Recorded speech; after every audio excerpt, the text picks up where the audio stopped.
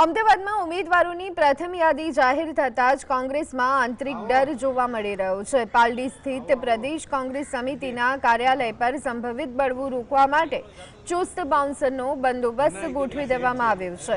આશ્ચર્યની વાત એ છે કે આ બાઉન્સરોને કાર્યકર્તાઓના વેશમાં તૈનાત કરવામાં આવ્યા છે। ટિકિટ ફાળવણી બાદ નારાજ કાર્યકરો હોબાળો કે તોડફોડ ન કરે તે હેતુથી આ અગમચેતીના પગલાં લેવામાં આવ્યા છે, જેણે રાજકીય વર્તુળોમાં ભારે ચર્ચા જગાવી છે।